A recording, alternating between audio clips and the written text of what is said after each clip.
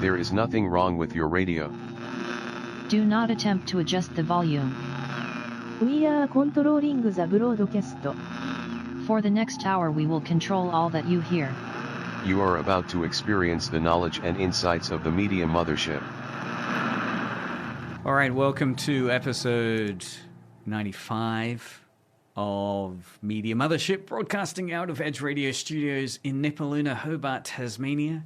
On this show, we explore how media shapes our understanding of the world around us. And I reckon we are streaming on YouTube and Twitch, which you can find by searching Media Mothership. Or you can listen to us on the internet at edgeradio.org.au or via your FM system on 99.3 FM if you're in the Hobart metropolitan area. As you're listening, feel free to send us a message on the YouTube or Twitch chat. I think we're definitely on Twitch. I'm not sure if we're on YouTube, because I do see a little Twitch symbol in the chat sign there. So probably message us on Twitch or send us an SMS on our mobile phone number 048888 11707. I'll try to keep an eye on the message screen. I'm your host, Craig, ex-academic, joined by current academic, Ashley, PhD student. Hey, Ash. Hello. I tried both names out there. They felt good. Yeah, I'm glad they came across well. Semiotically, yeah, they worked. I said the name, you responded to the name, I achieved yeah, semiotic. I'm like a dog. It's like the Pavlov, like, shake a bell. And I'm foreshadowing a bit, because we are going to be diving deep into one of the core academic theories, semiotics. And to achieve this potential, we've brought in a return guest, the second-year computing studies student, Kentaro. Hello, everyone. Excellent. Well, we're all here. I feel like I should say mission accomplished already. Yep, we're done. Time to go home. I'm hoping we're not going to peak too early. So today's topic is going to be diving into the world of semiotics. And the reason we're doing this is that we had a wonderful... Ashley's created a wonderful series of podcasts. Debatable. Titled? What's the title of the podcast? Gosh, again? It's Popular Culture and Theory, I think. Popular Culture and Theory. The Zinger. Did you have any alternatives for that name? Did you go like I think big with Ashley? No. It was always going to be like popular culture and then some way of putting theory, philosophy. I wasn't sure. I tried different versions, and that one seemed to be the one that didn't sound the worst or driest. So it could be a pretty solid first year unit, popular culture and theory. I think that's how I base everything off, is I just think like academic, how do I word this title in the driest sounding way? Yeah. Some weird code, BFJ 102 : popular culture and theory. Okay, I'm trademarking this for a future subject. Yeah, so we'll post up a couple of syllabuses later on to Media Mothership. So you, for this, have been collaborating with us at Edge to create 5 little proof of concepts podcasts. Yeah. And today's... so you've launched them already. They're live in the wilderness on the internet. Yep. Right? People can get them via... most podcasting platforms. Pretty much. I iTunes. Thought it was everywhere, but like those sort of Amazon-owned ones. But it turns out it's on there too, apparently. So it seems to be everywhere. So wherever you get your podcasts. This will be their first broadcast, I think, on Edge, though. So that's pretty world exclusive. Oh, yes. I think this is the biggest audience it's ever had and probably ever will have. So we'll keep an eye on the chat. Yeah, I always think I should actually try and, garner a bit of a publicity before we start, particularly when I've got great guests on like yourselves, the two of you. Or at least you could grab your parents or your brother or your family to listen. Anyway, we'll think about that when we launch this episode as a podcast later, which we will be doing. So We're going to play episode 0. All right, so which kind of breaks down the purpose of the podcast you were setting up as an academic. So this is a kind of academic podcast? Yeah. So for sort of like, I guess, high school to first, second year sort of academic level. So if there's anyone from Taroona High School listening and they think, wow, this sounds great, follow up with Ashley to get them into your English class to do a guest talk. Yes, I'll happily come in and do a guest lecture. Where can people get you? They can find me on Blue Sky, Blue which Sky. is the Twitch clone, which is better. Sorry, not Twitch, Twitter clone, which is better. It's Ashley Remminga. Yeah, Ashley Remminga, Blue Sky. Otherwise, just email me. I check my emails. Like UTAS. Yeah, just Ashley say Remminga. ashley.remminga@utas. Because in your, in your older identity, the PhD identity, you're doing hardcore investigative research into cosplay, into trans identity in cosplay, gender flipping, anime, crossplay, all that sort of stuff. Yeah. It's just occurred to me.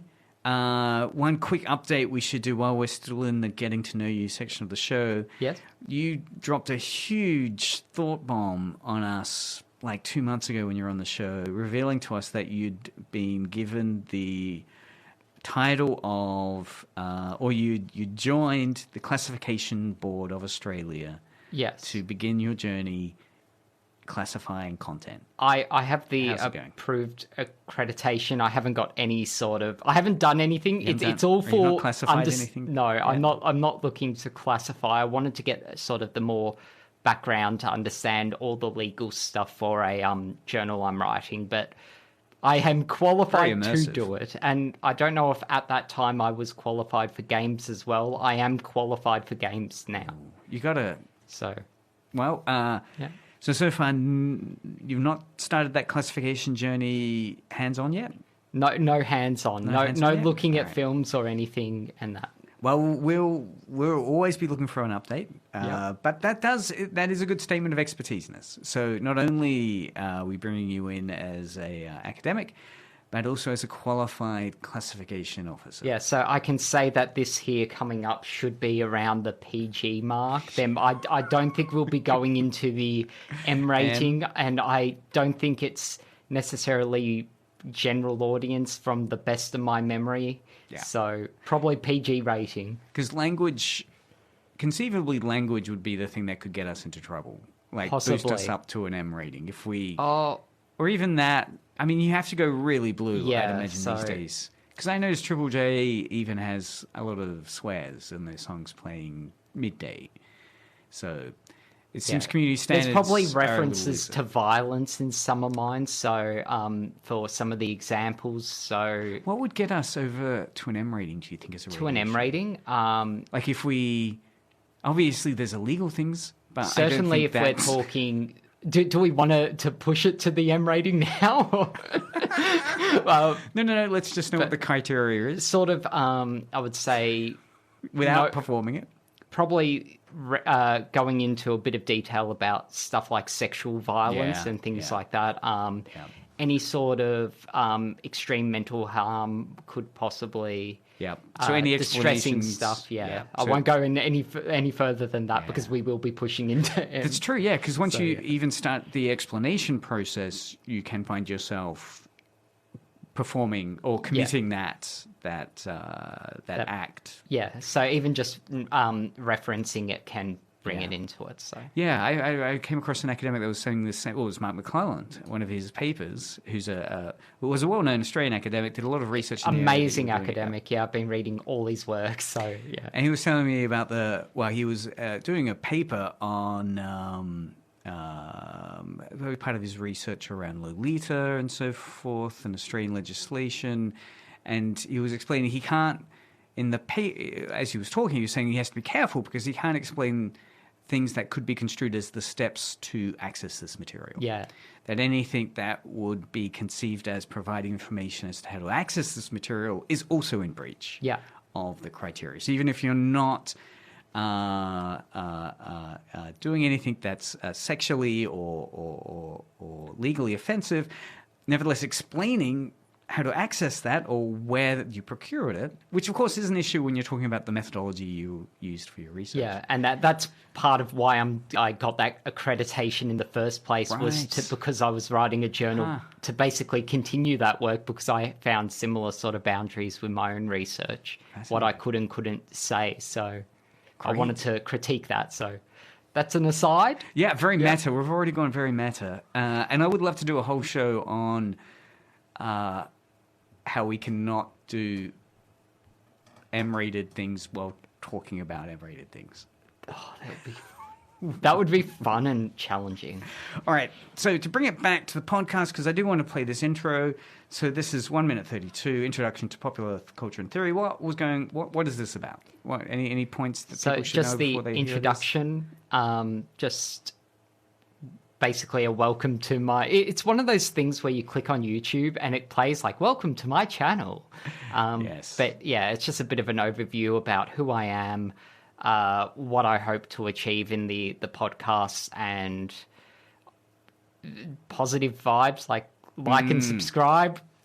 Well, we'll see how far we get through it, because I guess you've got to capture people's attention. Yes. So we'll because as you're saying, it's one of these kind of standard little things that we'll come across when we go into a new YouTube page, and it's a little intro to let us know this is what this piece is about. So we'll play it and hear it. Hopefully it'll play. Welcome to Popular Culture and Theory, joining you from the unceded lands of the Palawa people in what we now call Hobart. I'm your host, Ashley Remminga, using she/her pronouns, a PhD candidate at the University of Tasmania. I'm situated within the School of Languages and Culture with a background in gender studies and media studies. My specific area of expertise is on gender diversity within Japanese popular culture. So gender diversity in Japanese popular culture, and you've done research in Swinburne? Pardon? Which university? La Trobe University. Latrobe. Yeah. And people, if they want to know more, can listen to a previous episode of Media Mothership. Yes, I've been on a few. Yeah. For that. Okay, so pushing forward. So you may be wondering, what is the point of this podcast? What I've observed from students I've taught is that many of the key theories, terms, and scholars discussed in humanities and social sciences are often not fully understood, partially because the anecdotes they use are dry, along with the text they use being very dry and wordy, and it can be significantly outdated within our modern context, which ultimately means that the content is inaccessible to many.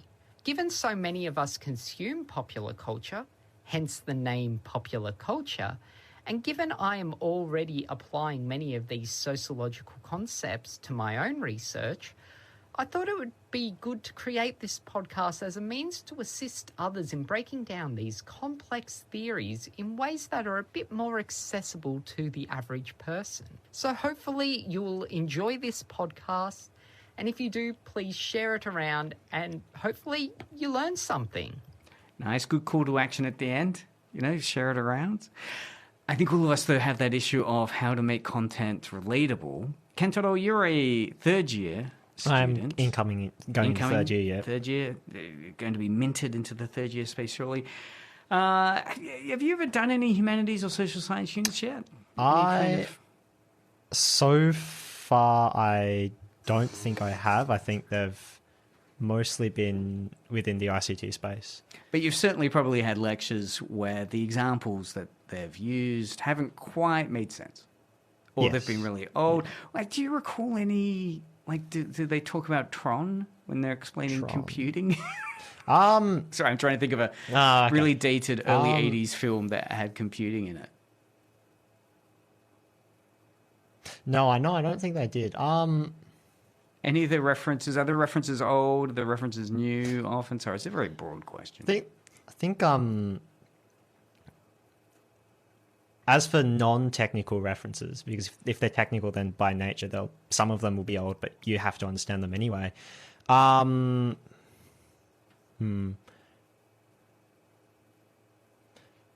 think that even because take for example computer games, even though there is a history behind computer games, it's only we're only going 1 or 2 human generations back, relatively speaking, or maybe 3 at most. And so that's still sort of inside. I know I'm not going off track, but it's still sort of inside our collective memory. So we still sort of understand. We know what Pac-Man is, even though we may have never played it at the arcade.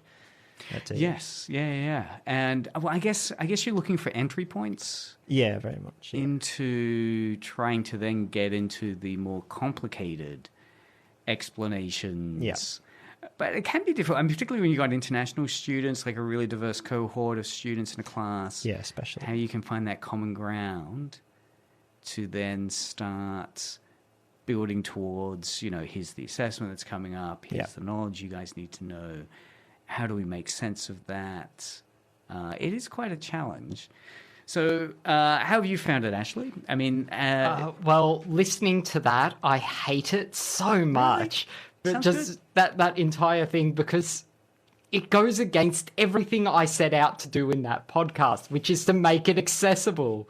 I don't know why I made it so, like, the jargon of this language is complex. No, I should have just said it needs to be easier to understand. Like, that's what I wanted to unpack, was to make the language also more easy to be understood. But in doing that, I worried I was getting too simplistic to a point where, since it was going out to all these other academics, I was scared they were going to be like, are you actually smart, or are you just like faking it till you make? Yeah, the imposter syndrome is an issue. But I do think, if we're looking for what the core thing is this needs to do, which explains why it exists, I feel like you provide a very rational reason for it, which is these can be quite complicated concepts, and a lot of it's kind of lost in translation because of poorly chosen examples that aren't. See, that's how I should have described it, but I didn't describe it like that. I took 5 sentences to say that. All right, well let's put it into action then. Oh, gosh. So we'll jump to episode 1, because we were talking about this a bit, and we've got some examples to follow up with. We'll just start the setup for it, and then the example you give, which I think is a really well chosen one. So here we go, episode 1, semiotic signs, signifier and signified. Welcome to Popular Culture and Theory, joining you from the unceded lands of the Palawa people in what we now call Hobart. I'm your host, Ashley Remminga. One of the most important concepts to understand for this podcast is semiotics. So over the course of this and the following few podcasts, we will unpack a number of key terms that are essential to understand in relation to semiotics, social sciences, and this podcast. But to begin with, what is semiotics? Put simply, semiotics is the study of signs. Although the origin of semiotics is somewhat disputed and debated, it is generally accepted that Swiss philosopher Ferdinand de Saussure had one of the most profound influences over the field of semiotics. So that's good and all, but it doesn't mean much if we don't understand what signs are. So what are signs? Signs are the basic unit of communication. This is very vague, and I've deliberately left it this vague as there is some misunderstanding surrounding what a sign is and what it isn't. But let's just pause for a moment and apply what we understand about signs to something a bit more familiar, a bit more accessible: Pokemon cards. Let's take an Eevee Pokemon card. So, which character is Eevee again? That's the Eevee one... is... sorry, I've got a puppy who looks just like it, called Eevee as well. So I've got this mental image in my head. Eevee's this little fluffy ball of brown ball. Right. Like, not a ball, but a fluffy, like, dog creature. And what we're talking about, what the examples you're moving into here, is the card game version? Yeah, I mean, so they're all the same, I guess, in terms of... But the semiotics of it is the card. Yeah, so this is all using cards because Pokemon cards are somewhat popular at the moment. And so I thought this is one of the more well-known characters. It's somewhat easy to understand, and of the symbols, it's a bit easier to understand than some of the others. Because, on a Pokemon card, so the card game, it's a battle game, it's a competitive game, you're building your deck, and on those cards, much like a playing deck, I guess, with a Nine of Hearts, King of Hearts, and so forth, there's images on it, as well as some text in the case of Pokemon. And those do all the heavy lifting to explain the kind of score, the kind of strengths, how to use this card when you're performing it. So here you're gonna break it down a little bit further with filling out the example further, so we'll get back to it. Look at the face of the Pokemon card. In the top right-hand corner of this card, there is a star-like symbol. So let's just take that general thing and call it our sign for the purpose of this discussion. Now, here's a question for you. What part of that star makes it a sign? So as I'm... Okay, yeah. So the star-like symbol, so I've got the Pokemon card and there's a star symbol in the top right-hand corner. Yeah. And the question you're kind of hypothetically asking here is, what part of that star makes it a sign? Yeah. All right. SMS in now. Yeah. You've got a couple seconds to tell us what it is. I should have some... maybe I do have some thinking music to quickly put up. Here we go. While we give some time to think, I will comment that I really hated hearing me say Ferdinand de Saussure. It's just, I tried to pronounce it correctly, and his name is so difficult to pronounce. You got a name check. It's really good to name check. It shows the sources you're using to build upon to make your argument, and people can go back to the source. But it's always tricky with French names. It is so difficult. De Saussure. It's like Saussure, but it's how you pronounce it. And I hear other people say it just rolls off their tongue. I'm like, how do you do this? Well, I'm really hoping to get around to an example of mispronunciation. I did one myself cooking recently where I was making hamburgers, and I was using Worcestershire sauce. Yeah. And the way I was saying Worcestershire sauce made me feel I was mispronouncing it. And I had to keep saying it. It's like Worcestershire sauce. I think I'm saying it okay now, but even when I say it now, I'm feeling like I'm misemphasizing a certain syllable. Worcestershire. And the more you overthink it, the more dangerous it becomes. So the sign of the star in the top right-hand corner. We have a post from 43 hours ago, though I don't think that's the one for us, saying Africa. So it is not Africa. It's not Africa on the star. So sign, right? So what part of... So I'm assuming it's the star itself, like the way it's drawn? I realize my question is probably really awful because I'm thinking more the components that... Because you got signified. There we go. Yeah, physical Stop thing? spoiling my podcast. Let's jump into the podcast there. Yes, but you're right. Mentioned, a sign is a basic unit of communication. So according to Saussure, signs are comprised of two parts, a signifier and signified. So this is where we sometimes get confused by what a sign is. So the signifier is the physical component. This could be words or sounds. So many people will look at that corner image and think that is the sign because it is physical. But that's not the case, and we will unpack this further. The signified, which is the second term, is the meaning component of the sign. So it could be the completed image or the general concept. So the star isn't the sign, but is the star the signifier? So the star is... We're going to call the star the sign, and within it, the image part of it is the signifier. Yep, so the drawn little five-pointed star, if it's five-pointed or whatever it is, that image that we see, we see that. Yeah. That will be the signifier, and the signified is the meaning that we'll take from that. Yes, and it seems pretty obvious in a way. It's like, why are they explaining this? It's very obvious. But then through some of the examples we'll get around to in a sec. You need to understand that it's not just the star, because if it hasn't got a meaning attached to it, then it's not a sign. It's just an image. It's like an icon. And potentially, but not even. and potentially people could argue about what it is. Yes. It's like, you're trying to explain to someone how to play the game, and you say, well, count the number of stars on your card, and they're saying, I don't see any stars.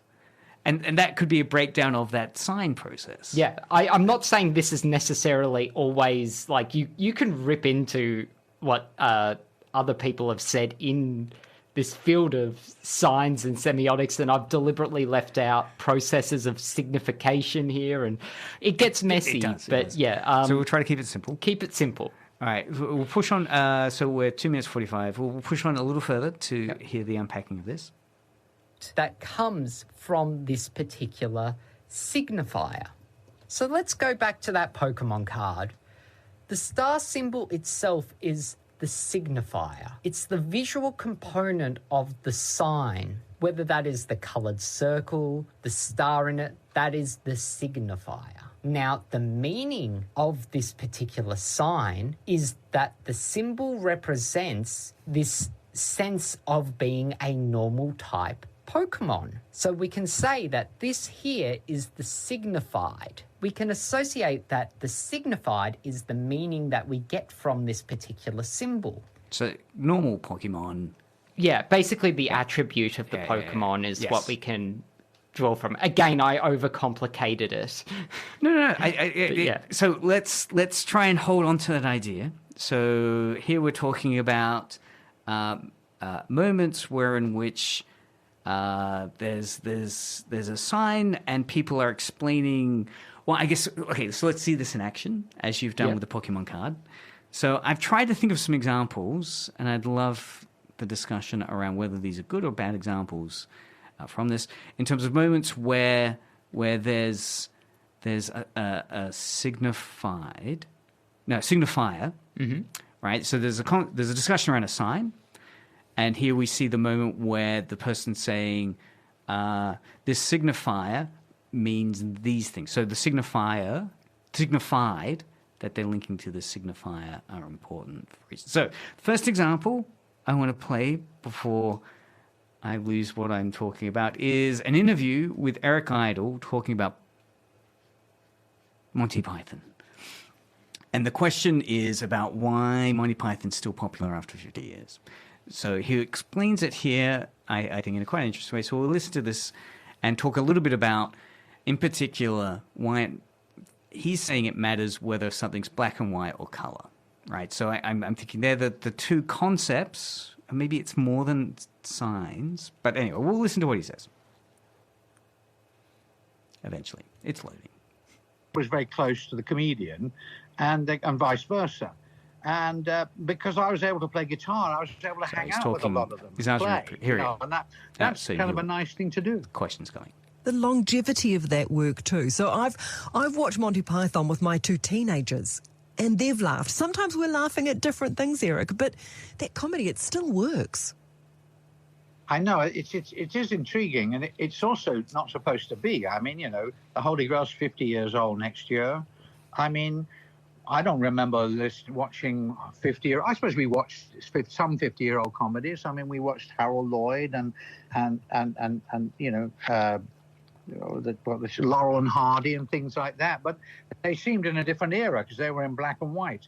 And I think one of our luckiest things was that when we first did the TV show, we were only 3 months from being in black and white. Color was new, and we were in color. So we were both digital, which is great because it can survive, and we were in color. And those are the only two reasons I can explain why the longevity of it is, because we're still in the digital era.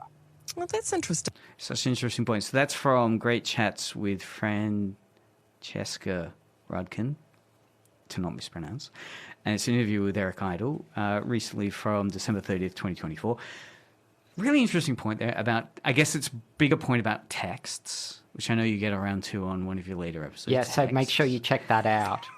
So not to spoil any of that, but what I find interesting there is that debate around the meaning of old texts, right? So if we could break it down simply as saying, here, one definition semiotically of old text is it's boring and irrelevant, right? So as you're saying, the whole purpose of the podcast is to make things relevant, try relevant examples, and he's saying semiotically, why, like his explanation for why Monty Python still matters today, well, semiotically it's interesting because it's old, and the signifier old has a signified of unrelated, boring, kind of, I guess uninteresting, right? So that he's defining at one level Monty Python as being 50 years ago, but then he's saying if it was black and white, that would have tracked it as a text that semiotically would have been ancient.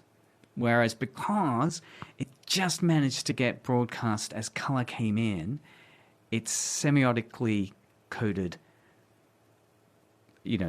present world still, like new, well, not new, but still time, like of the modern era, as opposed to the ancient era, right? Black and white, ancient, color, modern. Is that holding up? Do you think semiotically?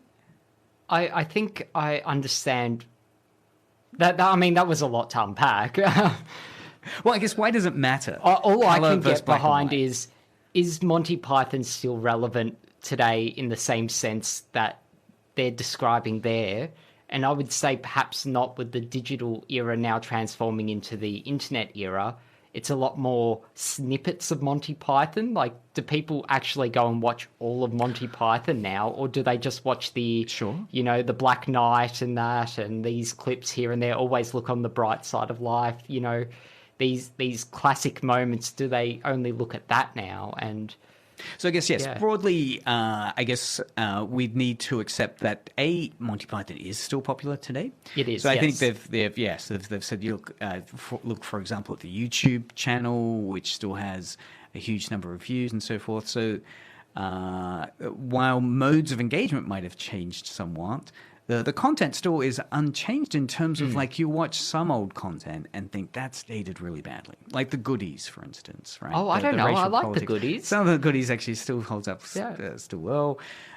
Maybe early black and white Doctor Who. I don't know. I mean, the I guess the idea of black and white versus color as a reason of it. I mean, I guess you could still disagree, which is why it's semiotically interesting, where some people wouldn't see. I would probably contend there's a lot of. I think it's got a lot to do with age and a lot of this sort of factoring in this sort of intersectionality with age and interpretation and meanings and defining things that are funny and whatnot to a particular group of people at a particular good point at time. Like I think they were mentioning about certain parts that some people laugh at, certain bits that other people don't laugh at. And I just come back to sort of more, I guess, meme culture today. And I have so many friends who are losing their mind around the whole Skibbity meme. And I'm like, you guys were going crazy about Shrek memes and all these other ones, which are equally as dumb. And before that, there were lolcats and lol internet. And well, this has been one of the arguments around why Monty Python is still relevant today, that the type of comedy they were delivering was absurdist. Yeah. That it was quite nonsensical, and that's how it's avoided that feeling of being too dated. That absurdity of it, the bizarre juxtapositions, has meant it hasn't fallen into the trap of being racially or in a gendered sense unprogressive and maintaining old stereotypes, because by its very nature it was absurdist. It was constantly putting bizarre juxtaposition. There's one great sketch they had in that the article that's unpacking it later about a police officer kind of just offering to go back home with this other guy. Again, suggesting this kind of transgressive sexual politics. Just the absurdity of it at the time managed for it to get gotten away with, but it's held up remarkably well. Even if the performers themselves, like I know John Cleese, for instance, on record seems to have remarkably unprogressive attitudes to certain things. So it's interesting that the content though, that they were created because of its absurdity has been quite held up. Yeah, the absurdity and absurdist humor is such a interesting thing to unpack through like semiotics and signs and that, because of how they're sort of subverted and I guess challenged at times. The codes and conventions are disrupted in ways that are played with in, I guess, interesting ways. Because I think and again we can bring in other concepts later, like Stuart Hall's like, what have you got? The preferred meaning, the contested meaning, dominant reading and preferred reading. Yeah, there's many different names for the same thing. All right, let's see if we can use another example and try to explain it through semiotics. So this is an example talking of memes, which has been picked up from a film. The title, headline on Kotaku is "One of the weirdest movie moments of 2024 happened in a film nobody watched." The subtitle being "A bizarre scene in Kraven the Hunter has mostly gone unnoticed, and that's a shame." And this was posted December 27th, 2024. Since this article has been posted, there's been more discussion about this particular scene. What we'll do is we'll play it now, and we'll talk about why this scene seems to be so confusing and bizarre. Right? Semiotically, I guess the signified and signify here seems to have broken down somewhat to create confusion. So just to explain what we're going to hear here. So this is a scene from the absolute bomb of a movie, Kraven the Hunter, which seems to have now been recognized as Sony's worst effort in their superhero. Have you seen Kraven the Hunter? I have It's not. on your list? Yeah, you've dodged a bullet. But people are saying, it did worse than Morbius. You catch Morbius, any of the... I caught the memes, but I didn't catch the film itself. Well, this is probably the only way people are going to see anything about Kraven the Hunter. So in this scene, we have the villain character who later on becomes the Rhino. In this scene, he's still human. Now, one of his henchmen has come into the room to inform our villain, the Rhino, that the other henchmen have all been killed and they haven't been able to get Kraven. And what is on page, I imagine on the script pages, Rhino has informed this and Rhino's angry. However, in audio, what we'll hear is an odd expression of that anger. Visually, you'll see him perform a scream, but audio-wise, So let's listen to this now. The Kravenov hit failed. All of our guys are dead.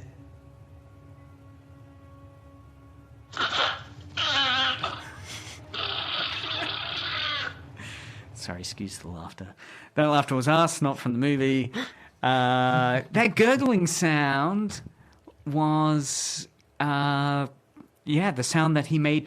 I mean, what we see here is the character screaming, right? So we see the mouth fully open, rage on the face, but we hear a strangled gargle. Semiotically, what's going on there, Ashley? Well, what it's clearly is that there is this breakdown between what the meaning of what should be going on in that scene versus the signifier, the component of the sound itself, like the context behind it, this sort of signified meaning of anger and distrust and distress and everything that should be a menacing like growl of a anger and rage is challenged by this inconsistent sign which is saying like gargling noises, I suppose, this sort of signifier which is just awful sound. It is. Look, and at the time there was some discussion in fan forums about what's going on there. Was it a production problem? Was the actor delivering a take where they wanted to save their voice and so they didn't do a full scream, knowing that in post-production they'd overdub it? Was one explanation of it. The other one being, was this accidentally left in, right? Did the editing just skip it and not edit that out? From what I've read since, it appears to be the original performance was done silently. So it was a silent rage that the actor felt would be a novel way of communicating a moment. And at the time, he said the performance got an applause, got a sense of, wow, that's really different. We'll go with that take. Then in post-production, it was decided to add sound. And weirdly, the discussion isn't about why that sound is there. The actor just said, and that was the sound that we went with in post-production. It's like, but it's so unusual. Like, it's better silent, I felt. It would be so impactful, like, if it was silent and, like, that whole scene was silent with just subtitles. Like, just that would be, like, weird in a way that I think would draw you in. This is weird in a way that makes you uncomfortable and not in a good way. It is interesting how it's been picked up as a meme, as a bit of thing that's been circulating on the internet. It does remind me of the advisory cautionary tale that you can never really make a meme, right? You can never really make a movie and say, okay, we want 5 memes to come out of this movie. I've scripted them and created them, and they will create memes. Because you couldn't anticipate this one, right? You couldn't say, okay, what we're going to do is the strangled gurgle scream, and that will meme it. And it's like, no, that will either get forgotten about or laughed at. But instead, just the oddity of it, the sense that it seemed to be a sincere performance and sincerely done unironically. Yeah. All right, so the next quick example, we've only got 5 minutes left. Oh, dang. I know, time's going very quickly. I'm hesitant to play this one because we might not be able to set it up with all of... Well, this is one, I mean, talking of mispronunciation, this is an interesting one that Ashley mentioned. Hold on, I'll have to go back to the start. It's a scene. I'll explain the scene afterwards.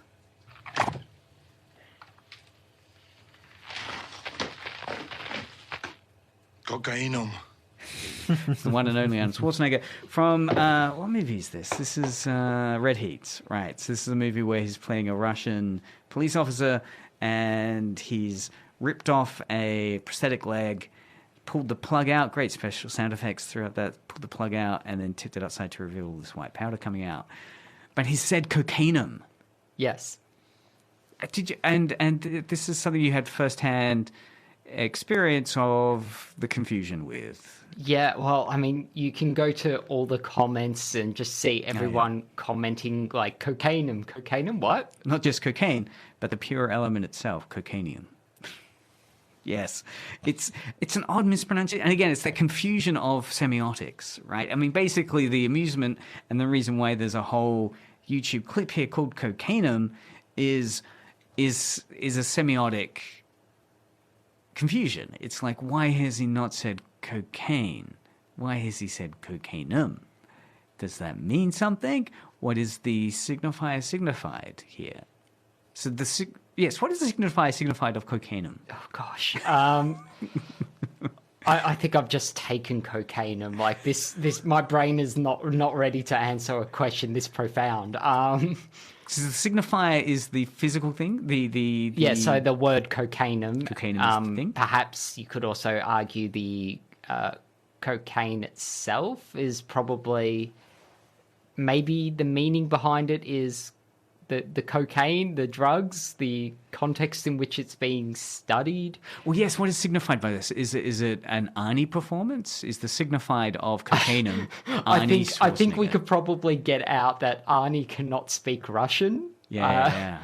But and I guess that's what the YouTube posts are underneath it. It's all this kind of how witty can my signified be of the Arnie signifier. The Arnie signifier is him saying cocainum. And then getting a good, the top YouTube comment has 106,000 thumbs up. And that's the one, not just cocaine, but the pure element itself, cocainum. And that's a good signified comic reaction, right? Well, I think that like ratio shows a very signified signifier relation that... You get the like, the approving, I agree with this, and then the signified being they have no idea what Arnie's on about. Look, I mean, it feels like to be a good social media advisor, you need to know your semiotics, right? The whole, the what is it? The rabbit hole of semiotics, right? Because as you're saying, we could now unpack what we're looking at right now, which is what is the semiotics of the thumbs up? What is the semiotics of the 106K? For some people, is it just people jumping on a bandwagon? Is it a genuine democratic expression of a public sphere? Is it, because there's 253 replies underneath that as well. Well, probably the easiest way to just sort of break down signs, signifier, signified, even probably easier than my Pokemon card example, is just look at a giveaway sign that you see on the road. Many of you are probably driving, listening to this. The sign itself, the giveaway sign, you've got the signifier being, the sign itself, the written word giveaway, the triangle, and then the signified is, depending on where you are in Hobart, just keep going.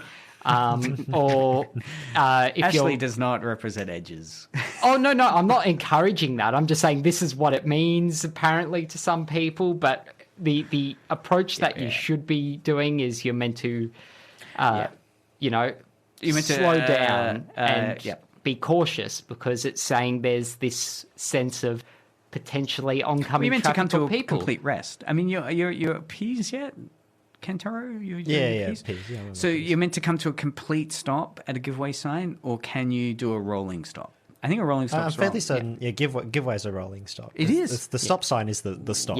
Yeah, I was told that when you get to a stop sign, you should say the letters STOP in your mind so that you've stopped sufficiently, right? For a It's sufficient actually time. really interesting. Isn't that interesting? I've had that one before. We're going to have all the road tips here. Well, and that's that. really semiotics, isn't it? As soon as you start breaking down how to behave when you see a sign when you're driving, you're talking about signifiers and signifieds. Yeah. And some people will be doing the wrong signifiers. Yeah, they'll grab their own meanings, or they just they'll won't say, know. "Oh, it's They won't orange." necessarily know what the signified is, so they make it up themselves, which is what you shouldn't be doing if you're on the road. Which roundabouts, I think, for people who have never driven through a roundabout, must present that to them, right? If you've never encountered a roundabout before, you're an international driver, you've come down to Australia from, I don't know, somewhere that doesn't have roundabouts, it can be very confusing as to, who am I giving way to? What is this object? What is its meaning? And So- it's very Cars are just some of the best when it comes to semiotics. We have these flashing lights on one side of the car. What does that mean? You're indicating to go over a lane, or you're pulling out. And if you get it wrong, it's bad news. Yeah, and if you get it wrong, you get a situation like the Kraven the Hunter, where everyone's like, what the hell are you doing? Yeah, actually, there's a couple of YouTube channels which do look at those kind of crazy road behaviors. So defensive driving, people, all the way. Defensive driving is probably a good semiotic frame to have, right? You should be semiotically defensive, right? There could be various meanings from a sign. Just because you feel that's the right meaning doesn't mean everyone shares that. Yes, the correct meaning for the road rules and the signs, you should read up on it and go to the official learner guide if you're in doubt. If you are looking for careers, or if you are looking how to drive a car better, probably doing a first-year humanities unit I might would be strongly helpful. suggest that, That's and semiotics. not just because it would probably give me more work. But yeah, no. Where now I'm thinking maybe air traffic coordinator, right? They need to get the Yes. semiotics down really well. Pilots. Yeah. Well, there's also that Hobart Airport has this beautiful thing. I've never seen it at any other airport, but they've got paddles for kids to put on a high-vis vest, and just like table tennis paddles, and they can, like, in the window, like, copy the other people. So Really? you've got this, I've never seen that. Wow. Yeah, so there's this beautiful, like, semiotics of the I guess the parallels between the paddle pop design versus the incoming thing. So you get this sort of parallels, and the high 'Cause you're vis vest, directing what it where the means, plane's and the going. authority, and because of where it's positioned, you get this sort of sense that you're the one directing it in when you're. I don't want to break any kids' hearts. You are definitely bringing it in, parents. You know. Fascinating. Well, there we go. Getting around to actually applying some real-world links there to semiotics. That's been Media Mothership for another week. Thank you, Ashley, for coming on. Thank you. Thank you, Kentaro, for providing the third year perspective, or the to become third year this year perspective. You're most welcome. And you can find out more about Media Mothership on YouTube or Twitch, or on the website, or on edgeradio.org.au. Ashley's work is up on your own webpage. Do you want to promote that? I've got a webpage, just Ashley Remminga. You can go there. You can go to YouTube to find the podcast. You can go to any podcast places, whatever you like, whatever works for you. I don't get paid for any of that. So check it out wherever. So we'll think about semiotics over this week and continue to expand our horizons with more interesting media theory ideas in the new year. Coming up next, probably just music.